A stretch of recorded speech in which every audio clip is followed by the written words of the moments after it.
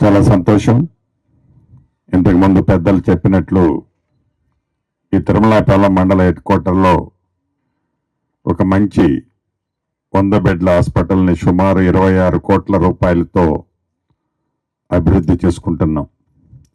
గతంలో 30 బెడ్ల హాస్పిటల్ కింద ఉండేది.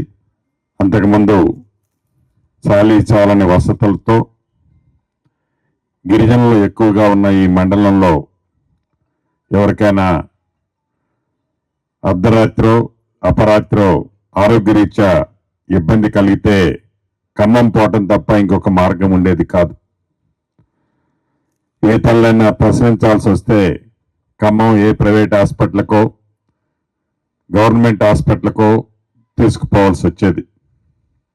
అటువంటిది మీ దీవెనలతో మన ప్రజాప్రభుత్వం వచ్చిన తర్వాత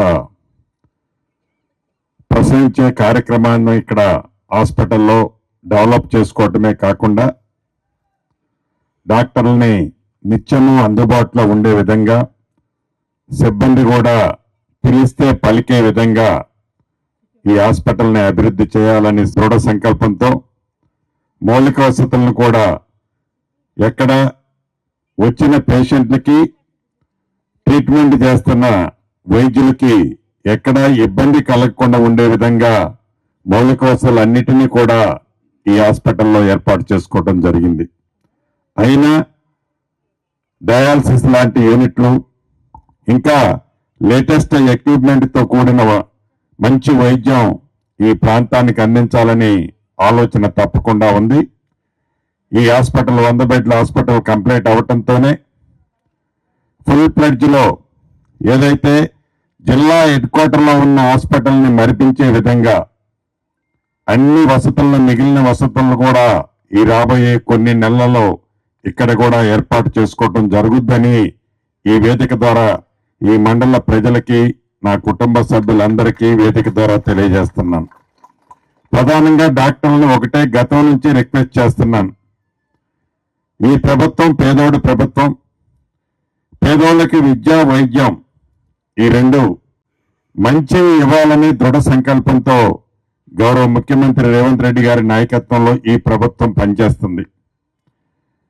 ఏదైతే హెల్త్ డిపార్ట్మెంట్కి సంబంధించిన ఉద్యోగస్తులు ఎవరైతే ఈ హాస్పిటల్లోనే కాదు, నా నియోజకవర్గంలోనే కాదు, ఈ జిల్లాలో, ఈ రాష్ట్రంలో ఏవైతే హెల్త్ డిపార్ట్మెంట్కి ఉన్న ఉద్యోగస్తులు ఎవరైతే ఉన్నారో ఈ ప్రభుత్వానికి వైద్యానికి ఎంతైతే మనం శ్రద్ధ చూపించి ఖర్చు పెడుతున్నామో, ఈ కాన్సన్ట్రేషన్ ప్రభుత్వం యొక్క చిత్తశుద్ధి ఏదైతే ఉందో ఆ చిత్తశుద్ధికి సంబంధించిన ఫలితాలు రావాలంటే మీరందరూ కష్టపడి పనిచేయాలి. ఉదాహరణకి ప్రతి హాస్పిటల్కి మనకి కావాల్సినంత రిక్రూట్మెంట్ డాక్టర్లను, సిబ్బందినో ఏర్పాటు చేస్తాం. డాక్టర్ అనేవారు ఇక్కడ డాక్టర్ నేను అర్ధరాత్రి పైన అందుబాటులో ఉంటాడనే నమ్మకం ప్రజలకి కలిగినప్పుడే మన హాస్పిటల్కి ఆ పేషెంట్ రాగలుగుతారు. డాక్టర్ గారి 2 ఏళ్లే రైతు ఖమ్మంలోనో రోజు లేకపోతే పొద్దున్నే హైదరాబాద్ నుంచే వచ్చి పోతుంటాడు. మనం పోయినా కూడా అది డాక్టర్ ఉండని దానికి హాస్పిటల్కి పోతే అపాయంలో ఉన్న మనకి మేలు జరుగుతుంది అనే నమ్మకం లేకపోతే ప్రభుత్వం ఎన్ని వందల కోట్లు ఖర్చు పెట్టి వైద్యశాలను అభివృద్ధి చేసిన ఫలితాలు రావు. నాకు తెలిసి ఈ మధ్య నేను గిరిజన ప్రాంతమైన పిన్నపాక, భద్రాచలం ప్రాంతాల్లో తిరిగాను. ఈ మధ్యనే ఒక 10-15 రోజుల క్రితం. అదే రకంగా ఇల్లంద ప్రాంతంలో కూడా తిరిగాను. కొన్ని హాస్పిటల్స్ అక్కడ అద్భుతమైన ఫలితాలు కనిపిస్తున్నాయి. నాకు నేనే ఇది నమ్మలేకపోయాను. పూర్తి నమ్మకం, విశ్వాసం. ఉదాహరణకి చర్ల మండలంలో మొన్న ఒక హాస్పిటల్ ఓపెనింగ్కి వెళ్ళాను. అదే రకంగా ఇల్లంద టౌన్లోకి చూశాను. అదే రకంగా పినపాక మండలం మనుగూరులో చూశాను. నేనే అనుమానం కలిగింది, ఇది మన ప్రభుత్వ హాస్పిటలేనా? చర్లలోనైతే చిన్నది, అది ఆ టౌన్ చిన్నది, హాస్పిటల్ అద్భుతంగా కట్టాం. డాక్టర్లు ఇచ్చే సహకారం, అందుట్లో డాక్టర్లు కూడా ఒక 2-3 పూర్తి కాన్ఫిడెన్స్ ఇచ్చిన కారణంగా ఈనాడు ఆ చర్ల నుంచి ఒక్క చర్ల మండలం ప్రజలే కాదు, పరిసర ప్రాంత నియోజకవర్గ ప్రజలు కూడా ఆ చర్లకు వచ్చి ట్రీట్మెంట్ కోసం వస్తున్నారు. నాకు చాలా ఆశ్చర్యం అనిపించింది. నేను అది ఆశిస్తున్నాను. ఈ తిరుమలాయపాలెం మండలమే కాదు, ఏవైతే తిరుమలాయపాలెం కానీ నేలకొండపల్లి, కూసుమంచి అంటే ఖమ్మం రూరల్ అంటే ఖమ్మానికి ఆనుకొని ఉంటది, ఏవైతే హాస్పిటల్స్ మీద మనం ఎన్ని కోట్ల రూపాయలు ఖర్చు పెడుతున్నామో, వైద్యం కావాలి అంటే వైద్యం ఇవ్వగలుగుతామనే నమ్మకం మనం ఆ ప్రాంత ప్రజలకి, ఆ పేషెంట్లకి కల్పించినప్పుడే, ఆ నమ్మకాన్ని ఒమ్మి చేయము అనే భద్రత ఇచ్చినప్పుడే ఆ పేషెంట్లు మన ప్రభుత్వ హాస్పిటల్స్ కి రాగలుగుతారు, విశ్వసిస్తారని పూర్తిగా నమ్ముతున్నా ప్రభుత్వం ఎన్ని వందల కోట్లైనా వైద్యం మీద ఖర్చు పెట్టడానికి సిద్ధంగా ఉంది. డాక్టర్లు అంటే దేవుళ్లతో సమానం. దేవుణ్ణి ఎలా మొక్కుతారో ఆ పేషెంట్లు డాక్టర్ను కూడా అదే రకంగా మొక్కుతారు, అదే రకంగా నమ్ముతారు. ఆ నమ్మకాన్ని, ఆ విశ్వాసాన్ని, ఆ భద్రత కల్పిస్తారనే ఆ వారి ఆలోచనకి మీరు పూర్తిగా సహకరించాలని వైద్య సిబ్బందిని అందరినీ, అది డాక్టర్లు కావచ్చు, సిస్టర్స్ కావచ్చు, వివిధ సెక్టార్లకు సంబంధించిన వైద్య సిబ్బంది ఉంటారు, వారందరినీ మనస్ఫూర్తిగా కోరుతున్నా.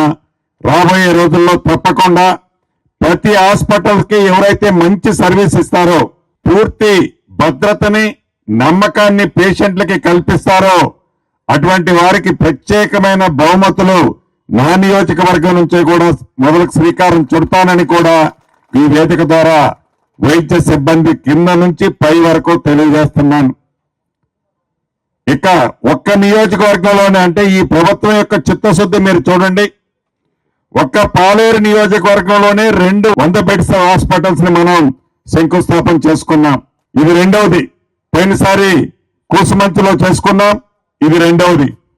అంటే వైద్యానికి ఈ ప్రభుత్వం పట్ల ఉన్న చిత్తశుద్ధి, నిజాయితీ, ఆలోచన, పేదవాడు పడుతున్న కష్టం, వైద్యాన్ని ఎలా సహకరించాలి అనే, ఎలా పేదవాడికి ఉపయోగపడాలనే ఆలోచనని సిబ్బంది గ్రహించినట్లయితే ఫలితాలు వాటంతటవే అద్భుతంగా వస్తాయని పూర్తిగా నమ్ముతున్నా.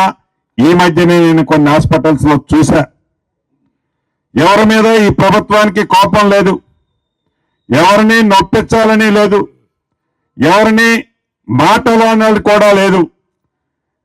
ప్రభుత్వ పక్షాన మేం కానీ, ప్రభుత్వ పక్షాన ప్రజలకు ఉపయోగపడే కార్యక్రమాలు చేయాల్సిన ప్రభుత్వ ఉద్యోగస్తులు కానీ, మీ కార్యక్రమాలు, మీ పనులు చిత్తశుద్ధితో ప్రజలకు అందించినట్లయితే ఈ ప్రభుత్వం ఏ ఒక్కళ్ళని చిన్న చూపు చూడదు, చూడపోదని కూడా ఈ వేదిక ద్వారా ముఖ్యంగా హెల్త్ డిపార్ట్మెంట్ టీం అందరికీ తెలుపుతూ, చివరిగా నేను ఒకటి చెప్తున్నాను. ఇది ప్రజా ప్రభుత్వం, పేదవాడి ప్రభుత్వం. పేదవాడికి మంచి చేసే కార్యక్రమాలన్నిటిలో ఈ ప్రభుత్వం మాట చెప్పడమే కాకుండా కార్యరూపం దాల్చుద్దని మనస్ఫూర్తిగా మీ అందరికీ తెలుపుతూ, మరిన్ని సంక్షేమ కార్యక్రమాలు, అభివృద్ధి కార్యక్రమాలు కూడా తప్పకుండా రాబోయే రోజుల్లో ఈ హాస్పిటల్స్ తో పాటు ఎడ్యుకేషన్ లో కూడా విప్లవాత్మకమైన మార్పులు ఈ ప్రభుత్వం తీసుకొస్తుంది. దీంతో విద్యా వైద్యానికి ఈ ప్రభుత్వం పెద్దపీట వేసి, ఇక మౌలిక వసతులు అనేది మన నియోజకవర్గంలో గడిచిన ఈ 2 సంవత్సరాల 3 నెలలలో ఎలా చేశామో మీకు తెలియంది కాదు. ఈ హాస్పిటల్ కాంట్రాక్టర్ అమ్మా ఎప్పటికి కంప్లీట్ చేస్తారు? ఇది మార్చి. కరెక్ట్ గా మళ్ళీ నాకు డిసెంబర్ వచ్చేసరికి ఓపెనింగ్ పెట్టుకోవాలి. యుద్ధ ప్రాతిపదిక మీద డిసెంబర్ లోపల కంప్లీట్ చేయాలని కూడా కాంట్రాక్టర్ కి వేదిక మీద నుంచి చెప్తూ, సిబ్బంది కూడా మీరు ఎక్కడో నివసించడం కాదు, అధికారులు కలెక్టర్ గారికి కూడా చెప్పండి, ఫ్రీక్వెంట్ విజిట్ చేయండి. ఎవరైతే సిబ్బంది ఉన్నారో ఈ సిబ్బంది ఈ తిరుమలాయపాలెం హెడ్ క్వార్టర్ లోనే నివసించాలి. ఎక్కడో నివసిస్తే ఆ ప్రజలకి, ఆ పేషెంట్లకి నమ్మకం కలగదు, వారికి వైద్యం ఇవ్వలేము. కాబట్టి అధికారులంతా కూడా, ఉద్యోగస్తులంతా కూడా ఇక్కడే ఉండాలని మనస్ఫూర్తిగా కోరుకుంటూ మీ అందరి దగ్గర సెలవు తీసుకుంటున్నాను.